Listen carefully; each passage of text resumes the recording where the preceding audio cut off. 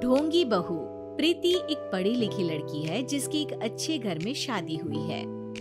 प्रीति का पति राहुल एक मल्टीनेशनल कंपनी का मैनेजर है जो आधे महीने विदेश में ही रहता और छोड़ जाता है अपने मम्मी पापा को प्रीति के भरोसे, जिसे इस देश को सुधारने की चुल ने परेशान कर रखा है। मम्मी पापा, कल एक डॉग वैक्सीनेशन का शिविर है तो मैं वहीं पूरा दिन रहूंगी, आप मेरे लिए खाना मत बनवाना। अरे बेटा प्रीति, वो बाई तो काम छोड़कर परसों ही जा चुकी, एक नई बाई देखनी पड़ेगी। माँ, आप तो जानती ही हो ना कि मैं कितना बिजी रहती हूँ। अगर कल मैं नहीं गई तो कुत्ते एडॉप्ट ही नहीं हो पाएंगे। देखिए, हम इंसान तो बोलकर अपनी तकलीफों को बता सकते हैं, लेकिन वो बेचारे, उन्हें हमारी ज्यादा जरूरत है मम्मी। अरे बोल के भी हम क्या हासिल कर पा रहे हैं। अब ठीक है बेटा, तू जा, मैं खाना बना लूंगी। ऐसा पहली बार नहीं हो रहा था। देश भर में जितने एनजीओज हैं, चाहे वो स्टूडेंट्स के अधिकार के लिए हो या गरीबों में खाना बांटने का काम हो, प्रीति सबसे जुड़ी हुई थी। रोज कहीं बाहर ही रहती थी, एक शिविर में नहीं तो दूसरे में, और छोड़ जाती थी अपने सास ससुर को उनके खुद के भरोसे। और जब कोई उसे कहे, अरे प्रीति, कभी तेरी सास का हाथ भी बटा दिया कर, तो उसका एक ही जवाब रहता था, देखो, हम लोगों को तो सब कुछ घर बैठे मिल जाता है। अगर आज मैं इस शिविर में नहीं गई तो पता नहीं कितने लोग सड़क पर आ जाएंगे।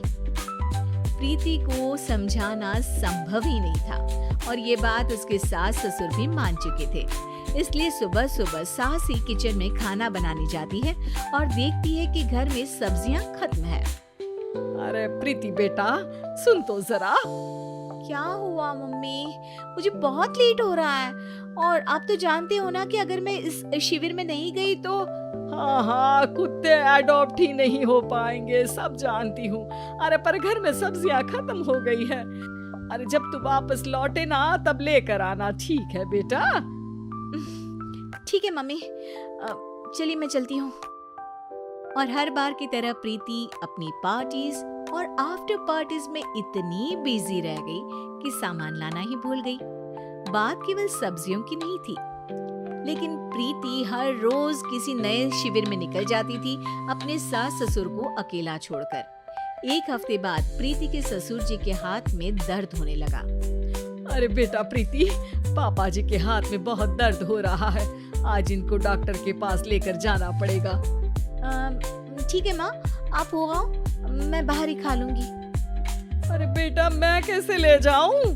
ये काम तो हमेशा राहुल ही करता था और मुझे तो डर है कि कुछ ज्यादा बड़ी बीमारी ना हो जाए। ओफो, आज मुझे मेडिकल शिविर में जाना है। बेचारे बड़े बुजुर्ग जिनके अपने फैमिली वाले उनका ध्यान नहीं रखते, उनका पूरा मेडिकल चेकअप होगा। अगर मैं नहीं गई तो आप तो जानते ही हो, उनका चेकअप नहीं हो पाएगा। और हाँ बेटा, तू जा, मैं कुछ ना कुछ कर लूंगी।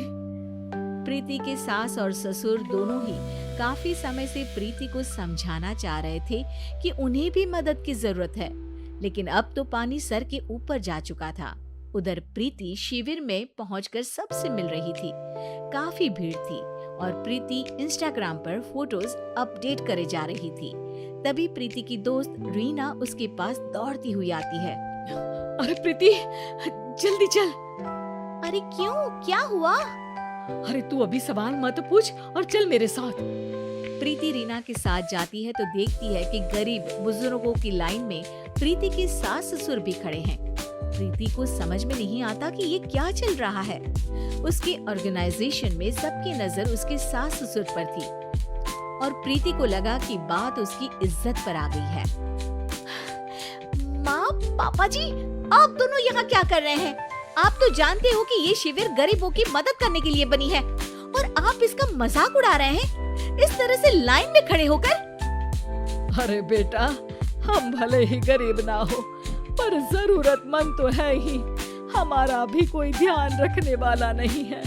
मेरे पति के हाथ में दर्द है, मैंने सुना कि जरूरतमंद बुजुर्गों का यहाँ फ्री में इलाज हो रहा है, इसीलिए चले आए। नहीं मतलब मैं तो। प्रीति को समझ में आ गया था कि समाज को संभालने से पहले उसे अपना घर संभालना चाहिए, और वो सर झुकाकर अपने सास ससुर से माफी मांगती है।